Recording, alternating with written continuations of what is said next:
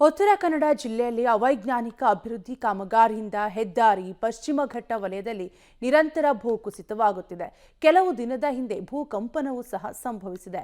ಆದರೆ ಇದೀಗ ಪಶ್ಚಿಮ ಘಟ್ಟ ಭಾಗದಲ್ಲಿ ಮತ್ತೆ ಭೂಕುಸಿತ ಆತಂಕ ತಂದೊಡ್ಡಿದ್ದು ಹಲವು ಭಾಗದಲ್ಲಿ ಹೆದ್ದಾರಿಯಲ್ಲಿ ಮತ್ತೆ ಕುಸಿತದ ಆತಂಕ ಸೃಷ್ಟಿಸಿದೆ.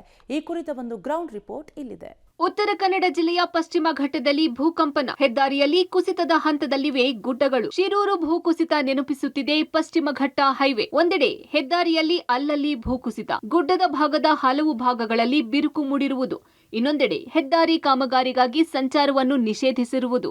ಈ ದೃಶ್ಯ ಉತ್ತರ ಕನ್ನಡ ಜಿಲ್ಲೆಯ ಕುಮಟಾ ತಾಲೂಕಿನ ಪಶ್ಚಿಮ ಘಟ್ಟ ಭಾಗದ ದೇವಿಮನೆ ಘಟ್ಟ ಭಾಗದ್ದು. ಸಾಗರಮಾಲಾ ಯೋಜನೆಯಡಿ ರಾಷ್ಟ್ರೀಯ ಹೆದ್ದಾರಿಯಲ್ಲಿ ರಸ್ತೆ ಅಗಲೀಕರಣ ನಡೆಯುತ್ತಿದೆ. ಇದಕ್ಕೆ ಈಗಾಗಲೇ ಸಾವಿರಾರು ಹೆಕ್ಟೇರ್ ಮರಗಳನ್ನು ಕಡಿಯಲಾಗಿದೆ. ಇದರ ಜೊತೆಗೆ ಗುಡ್ಡವನ್ನು 90 ಡಿಗ್ರಿಯಲ್ಲಿ ಕತ್ತರಿಸಲಾಗಿದೆ. ಇದರಿಂದ ಈ ಬಾರಿ ಶಿರಸಿ ತಾಲೂಕಿನ ರಾಗಿಹೊಸಳ್ಳಿ ಭಾಗ ಮತ್ತು ಕುಮಟಾ ಭಾಗದ ಕತಗಾಲ್ ಭಾಗದಲ್ಲಿ ಗುಡ್ಡ ಕುಸಿತವಾಗಿದೆ. ಇದರಿಂದ 15 ದಿನಗಳಿಗೂ ಹೆಚ್ಚು ಕಾಲ ರಸ್ತೆ ಬಂದ್ ಮಾಡಲಾಗಿದೆ. ಆದರೆ ಇದೀಗ ಇದೇ ಹೆದ್ದಾರಿ ಭಾಗದಲ್ಲಿ ಕಳೆದ 3 ದಿನದ ಹಿಂದೆ 3.5 ಸೆಕೆಂಡ್ಗಳ ಕಾಲ 5 ಬಾರಿ ಭೂಮಿ ಕಂಪಿಸಿದೆ. ಜೊತೆಗೆ ಗುಡ್ಡ ಭಾಗದಲ್ಲಿ ಮಣ್ಣು ಆಗಾಗ ಜರಿಯುತ್ತಿದೆ. ದೊಡ್ಡ ಮಳೆ ಬಂದರೆ ಮತ್ತೆ ಭೂಕುಸಿತದ ಆತಂಕ ತಂದೊಡ್ಡಿದೆ. ಈ ಹಿಂದೆ ದೇವಿಮನೆ ಘಟ್ಟದ ಜಟಕೇಶ್ವರ ಮಹಾಸತಿ ದೇವಿ ದೇವಸ್ಥಾನದ ಗೋಡೆ ಸಹ ಬಿರುಕು ಬಿಟ್ಟಿದೆ, ಮತ್ತೆ ಅಪಾಯದ ಸೂಚನೆಯನ್ನು ನೀಡಿದೆ. ಹೀಗಾಗಿ ಇಲ್ಲಿನ ಜನರು ಭಯದಿಂದ ಜೀವನ ನಡೆಸುವಂತಾಗಿದೆ. ಪ್ರಕೃತಿ ವಿಕೋಪ ಮಳೆಗಾಲದಲ್ಲಿ ರಾಗಿಹೊಸಳ್ಳಿ ದೇವಿ ಮನೆ ಮಧ್ಯದಲ್ಲಿ ಕುಸಿತ ಆಗಿ 1 ವಾರ ಸಂಚಾರ ಬಂದಾಗಿತ್ತು. ಈ ಭಾಗದಲ್ಲೆಲ್ಲ ಬೀಳ್ತಾ ಇತ್ತು. ಆದ್ರೆ ಕೂಡಲೇ RNSನವರೆಲ್ಲ ರಾತ್ರಿ ಕೂಡಲೇ ಕ್ಲಿಯರ್ ಮಾಡಿಕೊಟ್ಟಿದ್ದಾರೆ ಟ್ರಾಫಿಕ್. ಮತ್ತೆ ಆತಂಕ ಅಂತೂ ಉಂಟೆ ಉಂಟು. 90 ಡಿಗ್ರೀಸ್ ಕಟಿಂಗ್ ಆಗದ ಅಲ್ಲಿ RNS ಕಂಪನಿಯವರು ಎಲ್ಲೆಲ್ಲಿ ಸಂಚಾರಕ್ಕೆ ಅವಕಾಶ ಉಂಟೋ ಕಾಮಗಾರಿ ಮಾಡ್ತಾನೆ ಅವಕಾಶ ಮಾಡಿಕೊಟ್ಟಿದ್ದಾರೆ. ಆದ್ರೆ ಘಟ್ಟದಲ್ಲಿ ಈಗ ಸಂಚಾರಕ್ಕೆ ಅವಕಾಶ ಮಾಡಿಕೊಟ್ಟು ಕೆಲಸ ಮಾಡುವಂತದೇ ಒಂದು ಅವಕಾಶಗಳು ಇಲ್ಲ. ಈ ಹಿಂದೆ ಶಿರೂರಿನಲ್ಲೂ ಸಹ ಹೆದ್ದಾರಿ ಭೂಕುಸಿತ ಕಂಡು 11 ಜನರ ಸಾವಾಗಿತ್ತು. ಈವರೆಗೂ 2 ಶವ ದೊರೆತಿಲ್ಲ. ಇದರ ಬೆನ್ನಲ್ಲೇ ದೇವಿಮನೆ ಘಟ್ಟದಲ್ಲಿ ಗುಡ್ಡ ಕುಸಿತವಾದರೆ ಮೊನ್ನೆ ಭೂಕಂಪನವಾಗಿ ಜನ ತಲ್ಲಣಿಸುವಂತೆ ಮಾಡಿತ್ತು. ಹೀಗಾಗಿ ರಾಜ್ಯ ವಿಪತ್ತು ಪ್ರಾಧಿಕಾರದ ತಜ್ಞರ ತಂಡ ಭೇಟಿ ನೀಡಿ ಅಧ್ಯಯನ ಸಹ ನಡೆಸಿ ಜಿಲ್ಲಾಡಳಿತಕ್ಕೆ ವರದಿ ಸಹ ಕೊಟ್ಟಿದೆ. ಆದರೆ ಇದೀಗ ದೇವಿಮನೆ ಘಟ್ಟ ಭಾಗದಲ್ಲಿ ಅಲ್ಲಲ್ಲಿ ಸಣ್ಣ ಪ್ರಮಾಣದ ಮಣ್ಣು ಕುಸಿಯುತ್ತಿದ್ದು ಗುಡ್ಡದ ಭಾಗದಲ್ಲಿ ಗುಡ್ಡಗಳು ಬಿರುಕು ಕಾಣುತ್ತಿವೆ.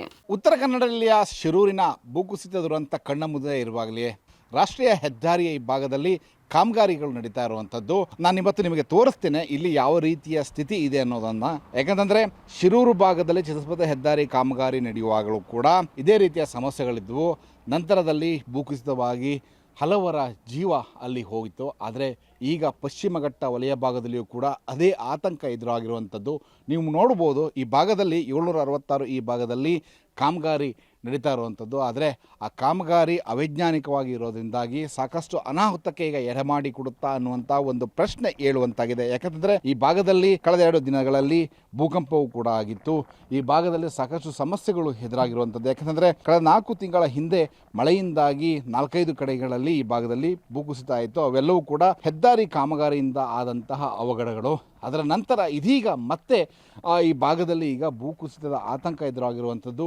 ದೊಡ್ಡ ದೊಡ್ಡ ಕಲ್ಲುಗಳು ಬಿರುಕು ಬಿಟ್ಟಿದ್ದಾವೆ. ಇಲ್ಲೆಲ್ಲವೂ ಕೂಡ ಕಾಮಗಾರಿಯನ್ನು ಮಾಡಿರುವಂಥದ್ದು. ಕಾಮಗಾರಿ ಮಾಡಿದ ನಂತರದಲ್ಲಿ ಅದನ್ನು ಬೀಳ್ತಾ ಇರುವಂಥದ್ದನ್ನು ನೀವು ನೋಡ್ಬೋದು ಈ ಭಾಗದಲ್ಲಿ. ಆಮೇಲೆ ಈ ದೇವಿಮನೆ ಘಟ್ಟ ಭಾಗದಲ್ಲಿರುವಂಥ ದೇವಸ್ಥಾನ ಭಾಗದಲ್ಲಿಯೂ ಕೂಡ ಬಿರುಕು ಮೂಡಿದ್ದಾವೆ. ಆ ಭಾಗದಲ್ಲಿಯೂ ಕೂಡ ಆತಂಕ ಇದ್ದಾವೆ. ಇನ್ನು ಈ ಭಾಗದಲ್ಲಿ ಈಗಾಗಲೇ ಭೂ ವಿಜ್ಞಾನಿಗಳು ಕೂಡ ಒಂದು ಮಾಹಿತಿಯನ್ನು ನೀಡಿದ್ದಾರೆ. ಪಶ್ಚಿಮ ವಲಯಘಟ್ಟ ಭಾಗದಲ್ಲಿರುವಂತಹ ಈ ದೇವಿಮನೆ ಘಟ್ಟ ಭಾಗದಲ್ಲಿಯೂ ಕೂಡ ಮತ್ತೆ ಭೂಕುಸಿತ ಆಗುತ್ತೆ. ಹಾಗಾಗಿ ಪಶ್ಚಿಮ ಘಟ್ಟ ಭಾಗದಲ್ಲಿ ಈಗ ಹೆಚ್ಚಿನ ಅಭಿವೃದ್ಧಿ ಕಾಮಗಾರಿಗಳು ನಡೀತಾ ಇದ್ದಾವೆ. ಜೀವ ಸಂಕುಲಕ್ಕೂ ಕೂಡ ಆತಂಕವನ್ನ ಎದುರಿಸುವಂತಹ ಸ್ಥಿತಿಯನ್ನ ನಿರ್ಮಾಣ ಮಾಡಿದೆ. ಒಟ್ಟಿನಲ್ಲಿ ಅವೈಜ್ಞಾನಿಕ ಅಭಿವೃದ್ಧಿ ಕಾಮಗಾರಿಯಿಂದ ಪಶ್ಚಿಮ ಘಟ್ಟದ ಭೂಭಾಗ ಸಡಿಲಗೊಂಡಿದೆ ಎಂದು ಯಾರನ್ನ ಬಲಿ ಪಡೆಯುತ್ತೋ ಎನ್ನುವ ಭಯದಲ್ಲಿ ಜನ ಹೆದ್ದಾರಿಯಲ್ಲಿ ಸಂಚರಿಸುವಂತಾಗಿದ್ದು ಸಂಬಂಧಪಟ್ಟ ಆಡಳಿತ ಈ ಬಗ್ಗೆ ಕ್ರಮ ವಹಿಸಿ ಮುಂದಾಗುವ ದುರಂತ ತಪ್ಪಿಸಬೇಕಿದೆ. Naveen Sagar, public TV, Karwar.